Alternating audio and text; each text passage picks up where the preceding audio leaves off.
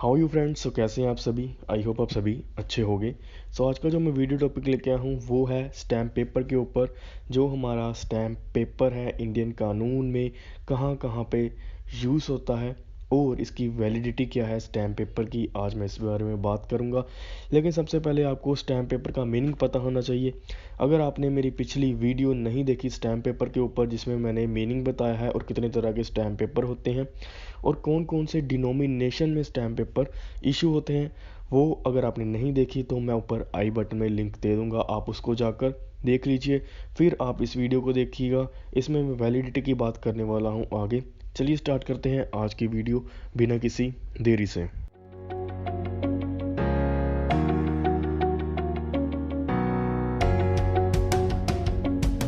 So guys, जो stamp paper है वो हमारे इंडियन स्टैम्प पेपर एक्ट जो है हमारा इंडियन स्टैम्प पेपर एक्ट 1899 में जो है वो स्टैम्प पेपर के बारे में बताया गया है। स्टैम्प पेपर की डेफिनेशंस और मीनिंग जैसे इसकी डिनोमिनेशंस हैं वो मैंने सारे वीडियोस में पिछली वीडियो में कवर किए थे, आप उसको देख सकते हो जाकर। आज की इस वीडियो में हम बात करेंगे अकेला वैलिडिटी के ऊपर। मुझसे क्वेश्चन पूछा गया सर कि क्या स्टैम्प पेपर की कोई वैलिडिटी होती है, क्या स्टैम्प पेपर की कोई वैलिडिटी होती है, कितने टाइम में स्टैम्प पेपर एक्सपायर हो जाता है या कुछ ऐसा वगैरह है। देखिए गाइस, सबसे पहले अगर कोई आप एग्रीमेंट कर लेते हो स्टैम्प पेपर के ऊपर तो वो तब तक वैलिड होगा जब तक वो एग्रीमेंट ख़त्म नहीं हो जाता। ओके, अगर कोई एग्रीमेंट लाइफ टाइम के लिए एक स्टैम्प पेपर पे हुआ है तो वो लाइफ टाइम के लिए स्टैम्प पेपर पे ही रहेगा, स्टैम्प पेपर उसकी एक्सपायर नहीं हो जाएगा। ओके, और दूसरी बात आती है अगर कोई मिस यूज़ स्टैम्प पेपर नहीं, मिस यूज़ मतलब कि उसने यूज़ नहीं किया हुआ, मिस यूज़ सॉरी, अगर उसने वो स्टैम्प पेपर यूज़ नहीं किया है, अगर जिसको आपने परचेज़ किया है अगर वो स्टैम्प पेपर आप यूज़ नहीं करते हो, क्या वो एक्सपायर हो सकता है गाइस। सो इसके बारे में भी मैं आपको बताऊंगा आज। इसका आंसर है गाइस, कोई भी स्टैम्प पेपर जो है आपने परचेज़ किया है उसकी वैलिडिटी होती है लाइफ टाइम के लिए। ओके, हमारे इंडियन स्टैम्प पेपर एक्ट 1899 में कहीं पे भी ये नहीं लिखा हुआ कि स्टैम्प पेपर जो है इतने समय के लिए वैलिड है। ओके, लेकिन इसमें जो सेक्शन 54 है इंडियन स्टैम्प पेपर एक्ट का, वो क्या कहता है, वो कहता है उसमें लिखा हुआ है 6 मंथ। ओके, 6 मंथ लिखा हुआ है। 6 मंथ का मतलब ये नहीं है कि अगर आपने कोई स्टैम्प पेपर परचेज़ किया है और 6 महीने के अंदर अंदर आपने उसको यूज़ करना है, अगर आप यूज़ नहीं करते हो तो वो एक्सपायर हो जाएगा, ऐसा कुछ नहीं है। हमारे जो इंडियन कानून में ऐसा कुछ नहीं लिखा हुआ। 54 में ये बताया गया है कि अगर आपने वो स्टैम्प पेपर यूज़ नहीं किया, ओके, अगर आपने कोई स्टैम्प पेपर परचेज़ कर लिया है कुछ करने के लिए, अगर आपने वो यूज़ नहीं किया विद इन द 6 मंथ, तो आप उसको रीपे, तब आप उसको वापस करके अपने पैसे ले सकते हो। ओके, सो कैसे करना है वापस, किसको करना है गाइस, वो भी बताऊंगा। अगर आपने फॉर एग्ज़ाम्पल स्टैम्प पेपर ले लिया है, ठीक है, अगर वो 6 मंथ के अंदर आपके काम नहीं आया तो आप जो है कलेक्टर के पास जाकर, कलेक्टर जो हो आपके यहाँ पे होगा उसके पास जाकर उसको ये स्टैम्प पेपर वापस कर सकते हो और अपने पैसे रिफ़ंड कर सकते हो। सेक्शन 54 में यही बताया गया है कि 6 मंथ जो है, 6 मंथ के अंदर अंदर आप अपने पैसे वापस ले सकते हो अगर आपने वो यूज़ नहीं किया। लेकिन इसमें कहीं पे भी ये नहीं लिखा हुआ कि स्टैम्प पेपर 6 मंथ के बाद एक्सपायर हो जाएगा, ऐसा कुछ नहीं होता। स्टैम्प पेपर की वैलिडिटी लाइफ टाइम तक होती है, जब मर्जी आप उस पर एग्रीमेंट कर सकते हो। ओके, लेकिन अगर यूज़ स्टैम्प पेपर होगा, आपने जिस कंडीशन तक उसको अगर आपने यूज़ कर लिया है और कंडीशन कोई रखी है, वो कंडीशन फुलफ़िल हो जाती है तो वो स्टैम्प पेपर जो है ख़त्म हो जाएगा। ओके, अगर वो कंडीशन फुलफिल हो जाती है जिसके लिए आपने वो एग्रीमेंट किया है तो वो स्टैम्प पेपर जो है फिनिश हो जाएगा। लेकिन स्टैम्प पेपर की वैलिडिटी लाइफ टाइम तक होती है। जो सेक्शन 54 में 6 मंथ बताया गया है वो ये है कि अगर आपने यूज़ नहीं किया तो उसको जो है आप वापस करके अपने पैसे ले सकते हो।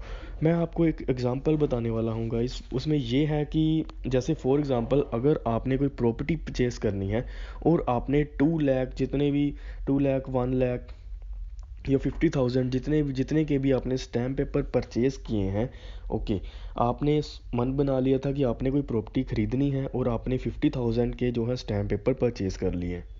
ओके। और उसके बाद जो है जो जिससे जिससे आपने प्रॉपर्टी खरीदनी थी उसका मन बदल गया कि मैं नई प्रॉपर्टी लूँगा, और आप कई बार आपका मन बदल गया, अब मैंने नई प्रॉपर्टी लेनी, तो जो आपके 50,000 के जो स्टैम्प पेपर पड़े हुए हैं, क्या वो वेस्ट हो जाएंगे? ओके। आपके मन में ये ख्याल आएगा कि क्या मैंने 50,000 के स्टैम्प पेपर जो है ऑलरेडी परचेज कर लिए हैं, क्या वो ख़राब हो गए? ओके। सो इसीलिए जो सेक्शन 54 है ये बताता है कि डरने की कोई ज़रूरत नहीं है। अगर आपने वो परचेज़ कर लिए हैं, अगर आपको 6 महीने नहीं हुए अभी तक, तब आप उसको जो है 50,000 के स्टैम्प पेपर्स को जाकर कलेक्टर के पास दे सकते हो और अपने पैसे जो है रिफ़ंड ले सकते हो। ओके। लेकिन इसमें एक और बात बताई गई है। इसमें क्या कहा गया है? इसमें ये कहा गया है कि 10 पैसे कटेंगे 1 रुपये के लिए, मतलब कि 10% आपकी मनी जो है डिडक्ट होगी और बाकी के पैसे आपको मिलेंगे। फॉर एग्ज़ाम्पल, अगर आपने 100 के स्टैम्प पेपर परचेज़ किए थे, आपका 10% उसमें से काट लिया जाएगा, कलेक्टर काट लेगा, और बाकी के 90 जो होंगे पैसे वो आपको मिल जाएंगे।